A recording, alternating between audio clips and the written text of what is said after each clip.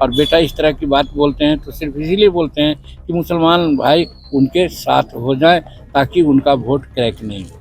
ये राजनीतिक पर्पस है और आस्था की बात नहीं है। और हम समझते हैं हिंदुस्तान में जिस दिन आस्था खत्म हो जाएगा, हिंदुस्तान की एकता चरमरा जाएगी। कि इन लोगों का एक मकसद है, वो मकसद है कि भारत का अगला प्रधानमंत्री का उम्मीदवार कौन होगा। यहाँ इस बात की लड़ाई है और इसके लिए इस मैदान में एक नहीं 5-5, 6-6 कैंडिडेट हैं। देखिए, ये बात विस्तृत बात होती है, इन बातों की चर्चा हम नहीं करना चाहते हैं व्यक्तिगत रूप में। लेकिन तेजस्वी प्रसाद जी तुष्टीकरण की राजनीति कर रहे हैं।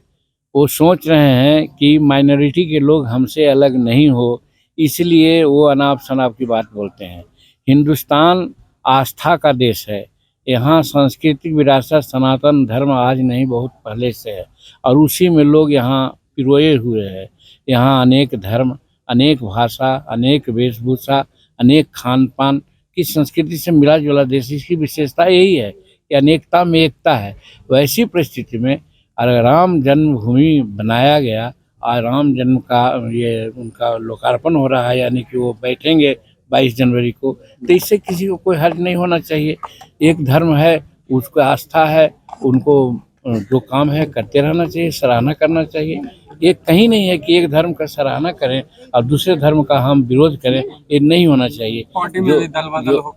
जो निश्चित रूप में तेजस्वी प्रसाद इसीलिए कर रहे हैं कि भाई एक सर्टेन ग्रुप के लोग उनके साथ तो है ही हैं और माइनॉरिटी के लोग अलग नहीं हों।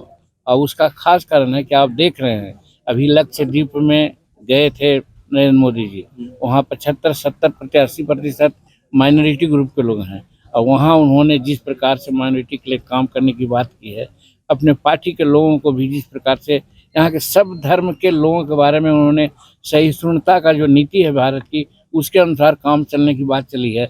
तो शायद तेजस्वी जी को या राजद को भान हो गया होगा कि कहीं हमारे जो वोट है उसमें तो उन्होंने सेंध लगाने का काम न किया है, इसलिए उन्होंने जिस हिंदू धर्म के हैं अपने मंदिर में पूजा करने गए थे। उनके पिताजी त्रिपुंड तिलक लगाते हैं और बेटा इस तरह की बात बोलते हैं तो सिर्फ इसीलिए बोलते हैं कि मुसलमान भाई उनके साथ हो जाएं ताकि उनका वोट क्रैक नहीं हो। ये राजनीतिक पर्पस है और आस्था की बात नहीं है। और हम समझते हैं हिंदुस्तान में जिस दिन आस्था खत्म हो जाएगा, हिंदुस्तान की एकता चरमरा जाएगी। इसलिए जो भी जिस आस्था से काम करते हैं उनको करने का फ्री है। संविधान यहाँ धर्मनिरपेक्ष है, तो इस संविधान का आदर करते हुए हमें सभी धर्मों को आदर करना चाहिए।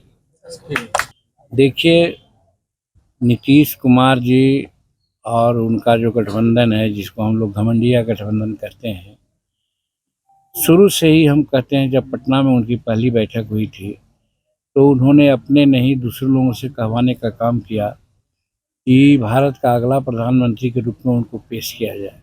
इसके लिए बहुत प्रयासरत रहे, बहुत यात्राएं की उन्होंने। और इसके बाद आपने देखा कि बेंगलुरु में भी मीटिंग हुई, मुंबई में भी मीटिंग हुई। मुंबई में संयोजक का एक पैनल बना, उसमें इनका नाम नहीं था, वहाँ से चले आए। फिर दिल्ली में बातें हुई, वहाँ भी कोई बात नहीं बनी। आज भी कोई बात नहीं बनी है, सिर्फ मीडिया में बात कभी काल उछाली जाती है कि उनको संयोजक बनाया जाएगा। संयोजक अगर बनेंगे भी तो हमारा कहना है कि इन लोगों का एक मकसद है, वो मकसद है कि भारत का अगला प्रधानमंत्री का उम्मीदवार कौन होगा। यहाँ इस बात की लड़ाई है और इसके लिए इस मैदान में एक नहीं 5-5, 6-6 कैंडिडेट हैं। ममता दीदी भी हैं, अखिलेश जी भी हैं, केजरीवाल साहब भी हैं, उन्हें राहुल बाबा भी हैं, उधर स्टालिन साहब हैं और इत्यादि इत्यादि अनेकों लोग। सब लोग चाहते हैं कि हम प्रधानमंत्री बने।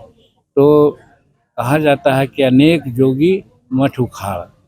तो आज जो गठबंधन गठबंधन इनका है, वही मठ उखाड़ की बात, उजाड़ की बात हो रही है। कभी आपस में एकता इन लोगों को होने वाली नहीं है, क्योंकि वेस्टेड इंटरेस्ट से ये लोग काम कर रहे हैं। और दूसरी ओर नरेंद्र भाई मोदी जी के जहाँ तक सवाल बनता है, जिस प्रकार से वो राजनीति कर रहे हैं, आप लोग जानते हैं कि हम 44 वर्ष से राजनीति कर रहे हैं और भारत के प्रधानमंत्री के रूप में जिस प्रकार से आज वो उभरे हैं, शायद हम समझते हैं कि अटल बिहारी वाजपेयी जी को भी आगे उन्होंने कर दिया। आज भारत का कोई भी राष्ट्राध्यक्ष को दुनिया का कोई भी राष्ट्राध्यक्ष पैर छू के प्रणाम नहीं किया था। आज नरेंद्र मोदी जी को बहुत से राष्ट्राध्यक्ष पैर छू के प्रणाम करते हैं। एक बात। दूसरी बात, आप देख रहे हैं कि विज्ञान के क्षेत्र में ये चंद्रयान पर भी अपना कदम रखने का काम किया। आज 15,000 किलोमीटर की दूरी से ये सूर्य का अध्ययन भी कर रहे हैं। तीसरी बात, आपने देखा कि G20 की बैठक हुई जिसमें दर्जनों राष्ट्र के राष्ट्राध्यक्ष आए और किस प्रकार से शेर के रूप में, एक गुरु के रूप में इन्होंने उसका प्रतिनिधित्व किया, जिससे हिंदुस्तान का झंडा आगे बढ़ा है। और तो और 140 करोड़ की जनसंख्या है भारत की। यहाँ पर कहीं भुखमरी हो जाए, कोई बेरोजगार हो जाए, कोई दुखी हो जाए, ये चलते रहता है। परिवार में 10 गो आदमी है तो 10 तरह की बात होती है। लेकिन as a whole sum up किया जाए तो देखा जाए कि जहाँ भारत संसार के जो आर्थिक स्थिति थी उसमें 12वां 13वां स्थान पर ही था। आज संसार का तीसरा अर्थव्यवस्था हिंदुस्तान हो गया। और नरेंद्र मोदी जी कहते हैं, हम लोगों को भी विश्वास है कि 2024 में जो नरेंद्र मोदी जी तीसरी बार भारत के प्रधानमंत्री बनेंगे तो 30 तक के हिंदुस्तान संसार का पहला या दूसरा आर्थिक व्यवस्था में हो जाएगी। तो कहने का मतलब ऑल राउंड हिंदुस्तान का आगे बढ़ाने के लिए, जगत गुरु कहलाने के लिए एक तरफ नरेंद्र मोदी जी कटिबद्ध है और दूसरी तरफ प्रधानमंत्री का पद लेने के लिए लोग होड़ मचाए हुए हैं, उसमें भी एकता नहीं है। इसलिए इन लोग को जो घमंडिया गठबंधन किया गया है, घमंडिया गठबंधन जिस तरह से पटना में बैठक हुई थी, उसी समय हमने कहा था कि ये लोग ताश के पत्ते की तरह बिखर जाएंगे और वही आज है कि वो लोग बिखर रहे हैं। ठीक है।